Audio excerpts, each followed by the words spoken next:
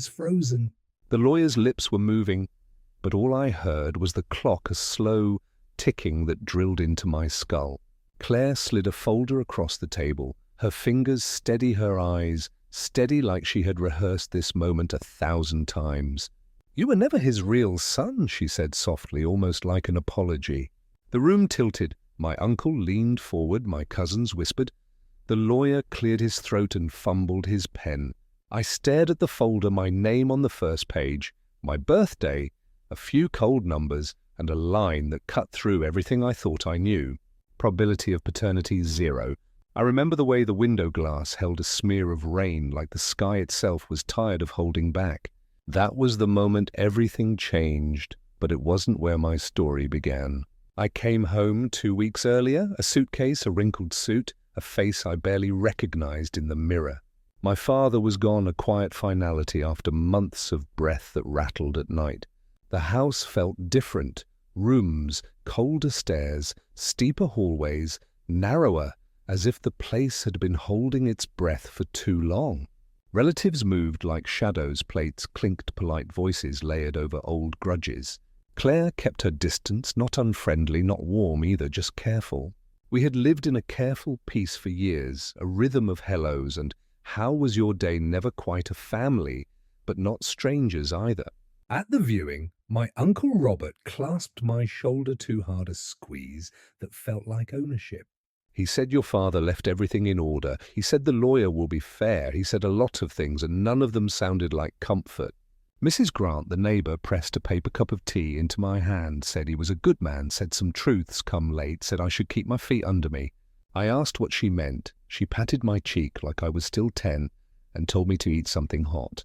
That night, I didn't sleep. I drifted through the house, through the echo of my father's shoes, the scrape of his chair, the sigh he made when the news was terrible and dinner was cold. I paused at his study light, leaking around the door, a thin line like a cut. Claire stood at the fireplace, holding an envelope over the flames, colour licking up the edges. "Old bills," she said, without turning her voice quiet, her hand steady. He kept everything I said. Old bills were treasures to him, receipts were history. She looked at me, then not angry, not afraid, just tired. "Some things weigh more than paper," she said, and the envelope folded into orange and gone. I found the safe key the next morning, not because I was clever, but because my father was predictable, a creature of rituals and small jokes. He hid it in the hollow of his favourite book, A History of Ships, page 93, cut out with a dull blade, paper edges, fuzzy smelling of dust and coffee. He once told me a ship is only as honest as its captain, and then he smiled and then he changed the subject. I went to the bank, my tie crooked my palms, damp my reflection in the glass door, unfamiliar.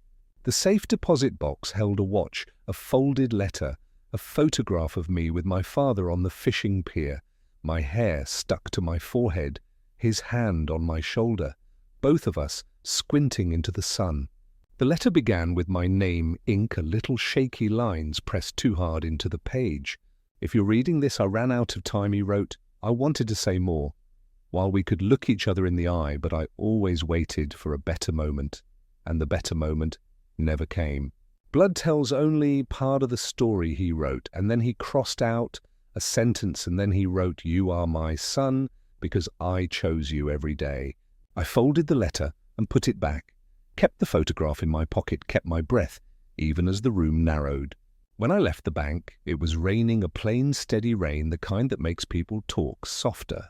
A woman watched me from a cafe doorway, mid-40s, sharp eyes, a coat that had seen better days. She asked if I was Daniel, her voice careful, as if Daniel might be a dangerous word. I said yes. She looked over my shoulder, then said, "Tell Claire he doesn't know, not yet." And she walked away before I could ask who didn't know what. That night I heard Claire on the phone, her tone low, the sort of voice you use when you're balancing a glass full to the brim. "He found the key." She said, "No, he didn't take the watch." "Yes." I handled the bills. "No, Robert can't push the reading forward. We wait for the date." I stood in the hall and felt like a ghost, close enough to touch the living, unable to be seen. I wanted to hate her. It would have been easier, cleaner a story, with straight lines and clear villains. But the lines kept bending and the faces kept changing, and grief doesn't move in straight lines. When the will was read, the folder moved like a small black door opening, and something cold climbed into my chest. Robert smiled with only one side of his mouth. My cousins shifted in their seats. The lawyer started talking about validity and next steps and chain of custody. I left the room the hallway longer than I remembered, the air thinner, the rain louder. Claire found me on the steps, sat beside me, left a respectful inch between our shoulders. "Your father knew," she said. "He found out years ago he stayed because he wanted to, not because he had to."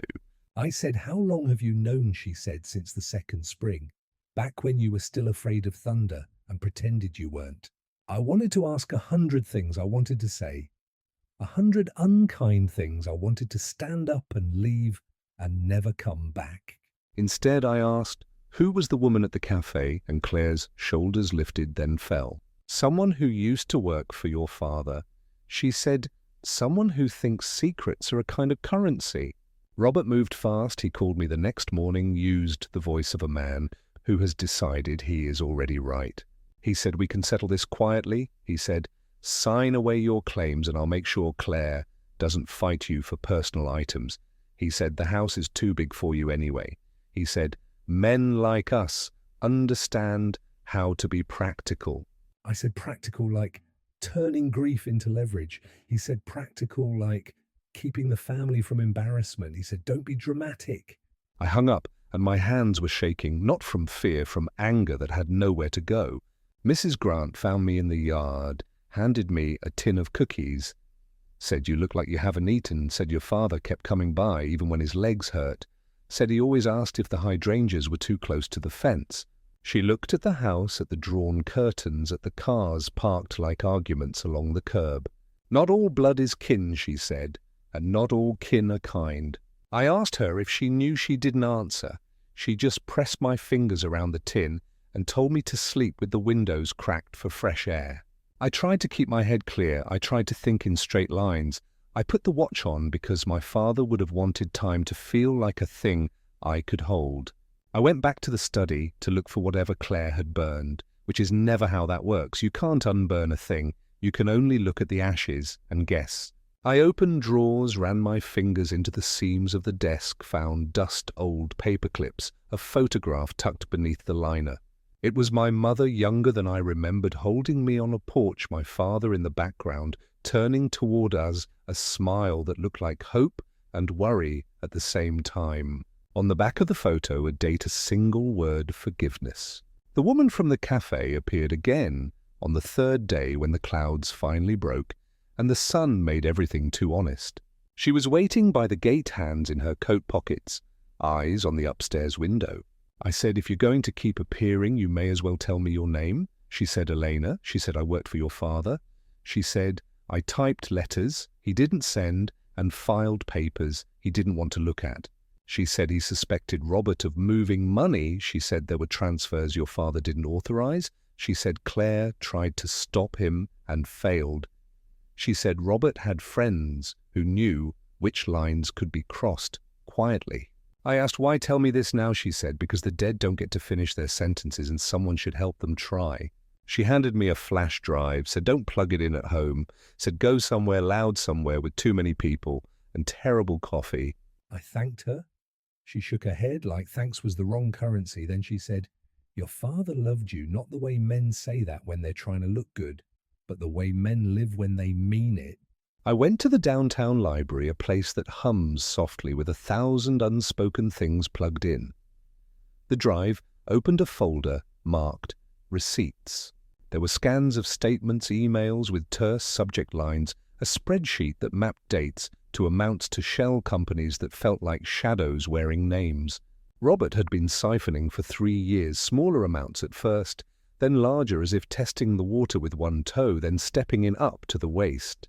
Claire's name appeared in a chain of messages, calm, polite, asking for clarification, copying the lawyer on the thread. The lawyer responded with phrasing that meant little and everything, words like posture and prudence and exposure. I printed nothing, I took nothing, I left, with only the shape of the truth pressed against my ribs. Back at the house, the air had shifted. Rooms smelled of lemon polish. Voices were careful.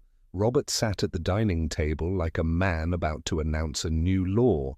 He said we should move quickly to avoid confusion. He said the longer you drag this out, the worse it looks. He said family deserves clarity. Claire stood behind the chair my father used to take her hands flat on the wood, her eyes on the table runner, a pattern of leaves and vines. I said, I'm not signing anything, not today. Not because you said so, not because you look confident. Robert smiled and said confidence is just the right ratio of information to timing some people get that some people don't.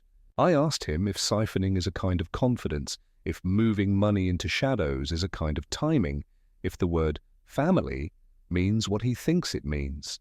He stood his chair, hit the rug, and leaned, like it might never find its footing again. His hands were too quick, his voice too soft.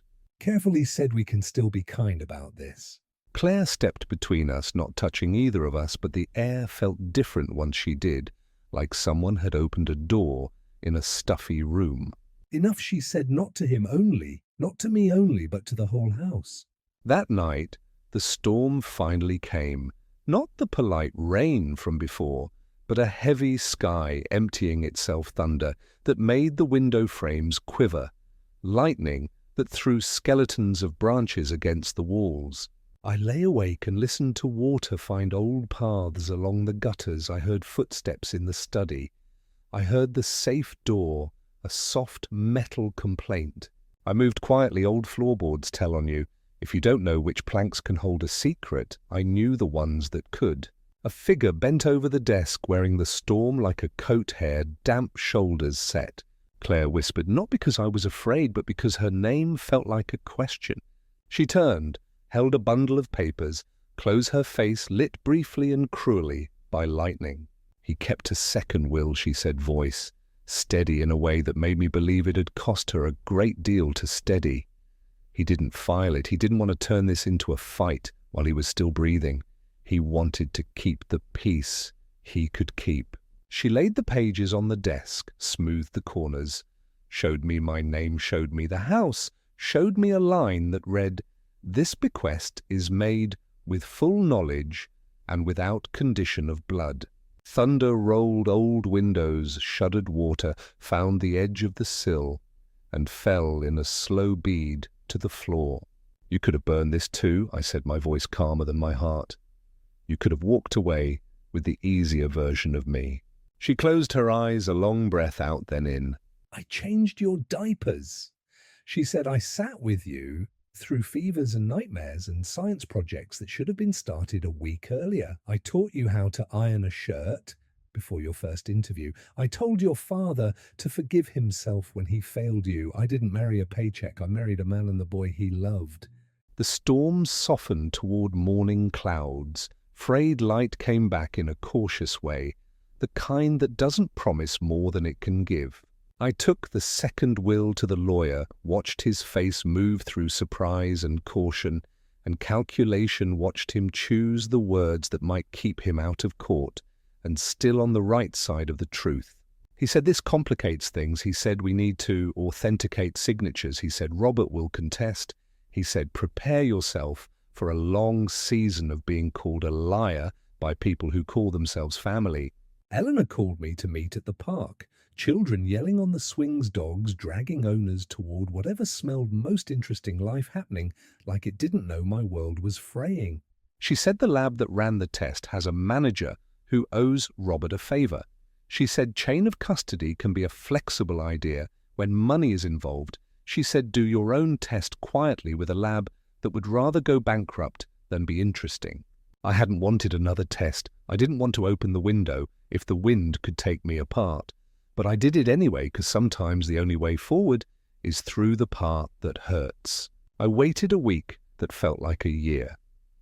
I woke to the sound of my own breath. I counted cracks in the ceiling.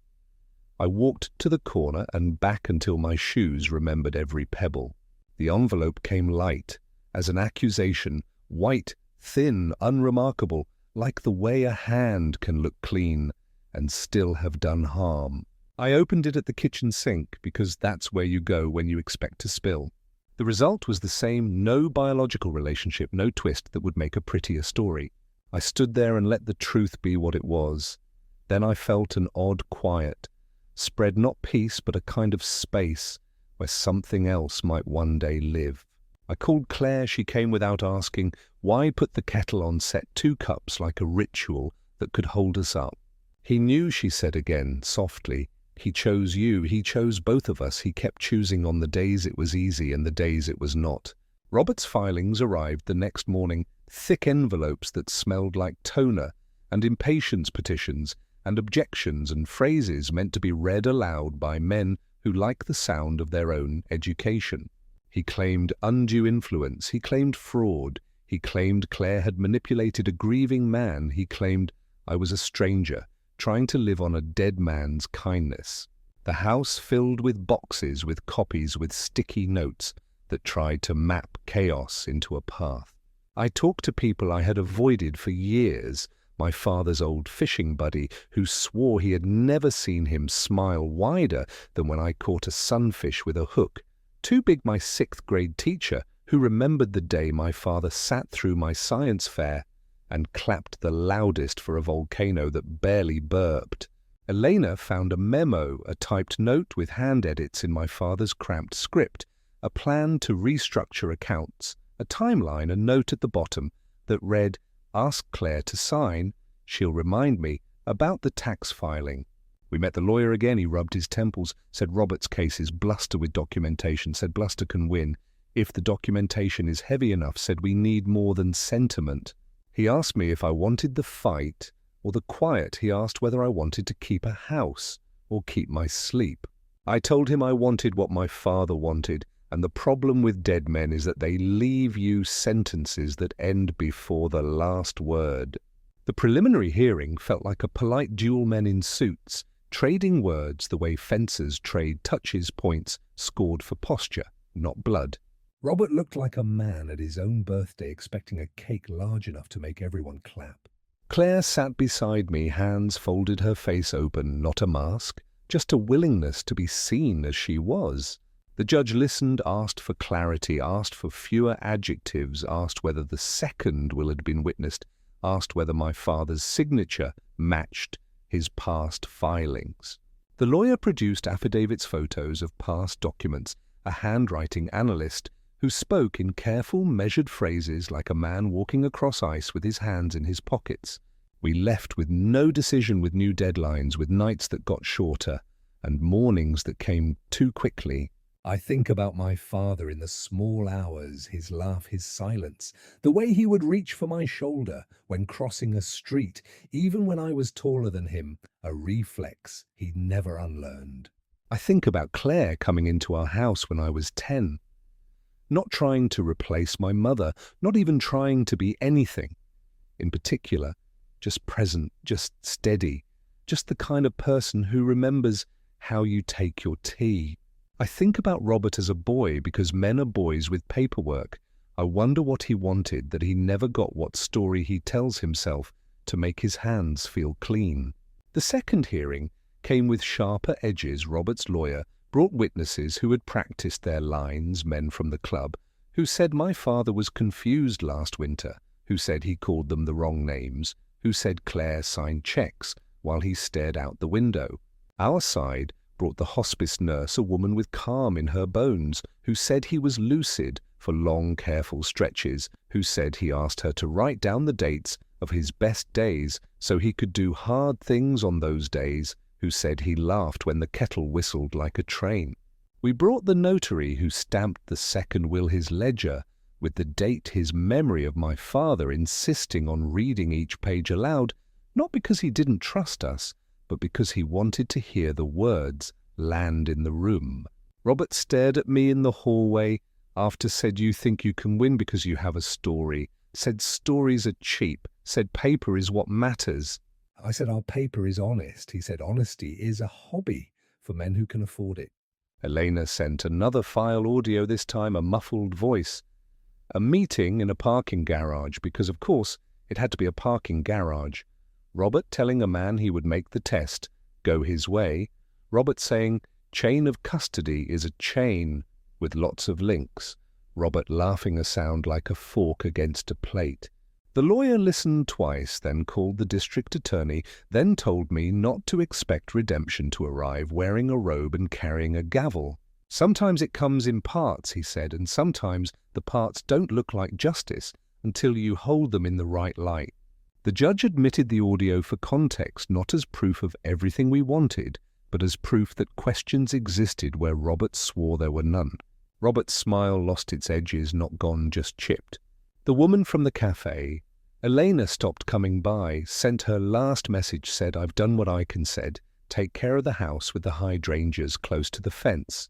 I started sleeping in my father's chair, not because it was comfortable, but because it held the shape of his patience, and patience is a kind of armor when everything else feels thin. One morning, Claire put a small box on the table, a cheap jewelry box with velvet gone flat, inside a ring my father wore when he drove long distances, a habit, a superstition, a promise to himself to keep both hands on the wheel. He told me once that being a good man is holding what's yours without gripping. She said that if you grip too hard, you break things and call it fate. I asked her why she stayed all those years under Robert's shadow, why the careful dinners, why the careful silences, why the careful life. She said, "Because your father was worth the quiet we kept, because you were worth growing up beside, because some fights you pick and some fights you wait for, and this was a fight to wait for." The last hearing wasn't dramatic. No gavel crack that made strangers in the back row gasp, no speech that would trend for an afternoon. The judge read from notes, acknowledged the second will acknowledge the testimony, acknowledged that truth had been complicated on purpose by people who preferred it that way. He affirmed the bequest of the house to me. He affirmed Claire's share. He referred the financial irregularities to people who work in rooms without windows. Robert didn't look at me on the way out. His lawyer spoke into his ear words too soft to hear posture of a man practicing how to lose without admitting it. Outside, the air smelled like wet pavement and new grass. Children shouted somewhere. We couldn't see. A dog barked, and then decided it had said enough. Claire stood beside me, not touching, not needing to. We watched a cloud move across the sun and let the light find us in pieces. "You could sell the house," she said, "move somewhere that doesn't echo, start a life that doesn't require remembering where every creak lives." I said I might keep it at least for a while, let it learn my footsteps again, let it forgive the arguments it heard, let it be a place where the kettle whistles and the hydrangeas find their way. We walked the rooms that afternoon, opened curtains, let light fall on surfaces that had been pretending to sleep, found dust. Where a man once kept careful order, found small items that meant nothing and everything. I found the photo again, my mother's arm around me, my father turning toward us, that split second before a smile becomes a thing you can point to. Forgiveness written on the back ink faded, but still certain of itself. I don't know what forgiveness looks like for Robert. I don't know if he loves anything enough to feel the cost of what he did. I don't know if men like him ever stop calling their choices practical. I know what it looks like here in this house with this woman who burned bills and saved a will and kept a boy fed and a man honest. It looks like tea poured without asking how I take it, like windows open to the sound of rain, like photographs left where hands can find them.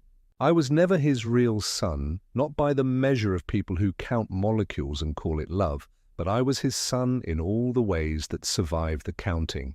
When the kettle whistles now, I let it sing a second longer than necessary. I like the way the sound fills the room. I like the way it feels like a train arriving right on time after a long journey bringing someone home. And when I pass the study at night, I turn on the lamp. I sit for a while. I listen to the house settle. I let the clock tick. Not as a drill, not as a threat, but as a heartbeat I can keep. Some truths come late, Mrs. Grant said, and some arrive right when you are finally ready to carry them. I am carrying them now, carefully, with both hands, not gripping, just holding like my father taught me, like Claire reminds me, like the house allows me to do. There are days I want to leave, start somewhere new, somewhere my name doesn't echo against old arguments, somewhere I am not a story people tell over dinner.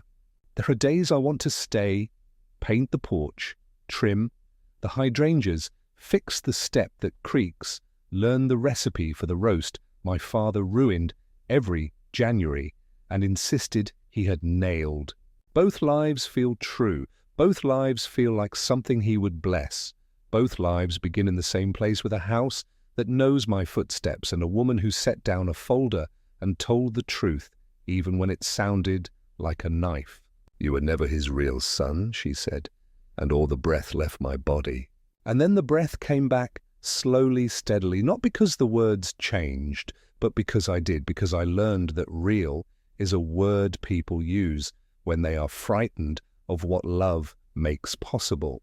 I am his son in the ways that matter, in the ways that last, in the ways that keep a house standing in a storm. The clock ticks, the kettle sings, the door opens and closes, life comes and goes, we choose each other again and again. That is the will I live by, not ink, not signatures, not witnesses who learn their lines, but the daily bequest of presence, of patience, of the steady hand on your shoulder when you step off the curb and into whatever comes next.